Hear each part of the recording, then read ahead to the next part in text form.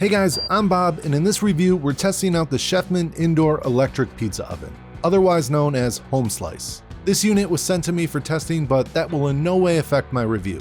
This is a 1700 watt, indoor-only electric pizza oven that can reach temperatures of 800 degrees Fahrenheit. This unit has two burners, top and bottom, with independent temperature controls. Each burner has to be set within 200 degrees of each other, so you can't run one burner by itself. You can run this oven in manual mode or use the 5 presets for New York, pan pizza, Neapolitan, thin crust, and frozen.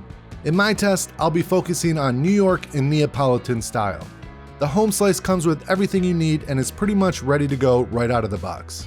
To start off my test, we're going to use the New York preset, and I'm using my New York style dough made with King Arthur bread flour. These are roughly 225 gram dough balls for a 10 to 11 inch pizza. After preheating on the New York setting, we're supposed to be at 650 degrees, and I'm closer to 500, but let's see what happens.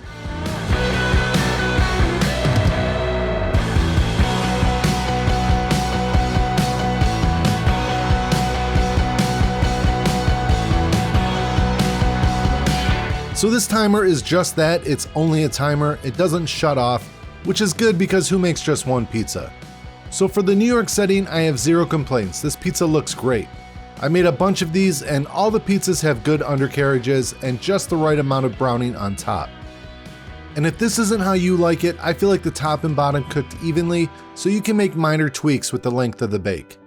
I'm completely satisfied with this preset. I don't think I'd change it at all. In between pizzas, the manual says give it 5 minutes of recovery time to reheat, which isn't too bad. I also think a bake time of 5 minutes is great, considering it takes 10 to 12 minutes in my home oven. I also made some dessert pizzas. First I docked the crust to keep it from getting too bubbly, and then I par baked the crust because the sweet toppings can't take too much heat before they burn. This is just a healthy slathering of Aldi Nutella and mini marshmallows.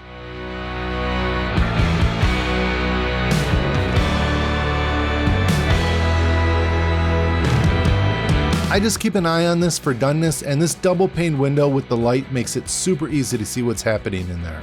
I usually drizzle some chocolate syrup at the end, but we're all out.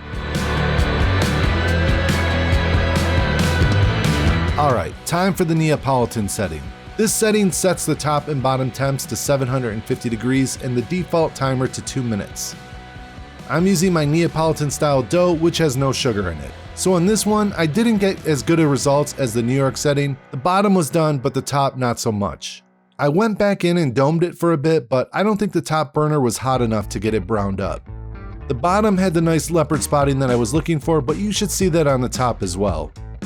So after running out of dough, I figured I'd let this cool down for the night and try again tomorrow. But before I cooled it down, I ran it at full temp, 800 degrees for about 30 minutes to give it a self-cleaning. After this, the cool down process was pretty long, and the manual states not to unplug it during the process. So just be prepared to hear the fans run for a while during that cool down process. The next day, I was expecting most of this debris to come off like ash, but that wasn't the case. I know running my outdoor ovens at full temp for 30 to 40 minutes would have everything spotless. I cleaned the stone using my halo brush and scraper and then flipped it for round 2. So for this round of Neapolitans, I set the top temp 200 degrees lower than the bottom temp. And that's because I wanted to crank the top to the max when I put the pizza in, so the top burner fires back up for the cook. And that didn't really work. Although this pizza tasted great, it wasn't Neapolitan style.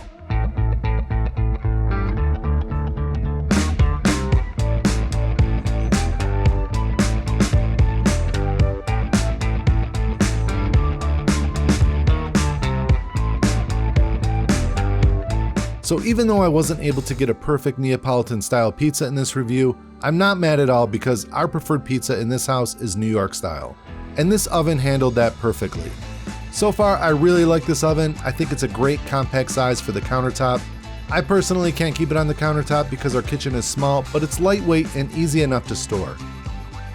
It does produce a fair amount of steam during the bake, and even though this front door has a nice gasket, it doesn't produce a tight seal. That might not be a defect, that might be part of the design and aid in the venting. I have no idea. It wasn't too hot on the outside while running. The hottest parts were in the back, the glass, and the gap between the door and the oven. So overall, I'm a fan. I think this thing works great, and if you're in the market for an electric pizza oven, give this one a shot. That's it for this review. We hope you enjoyed it. God bless, and we'll see you on the next one.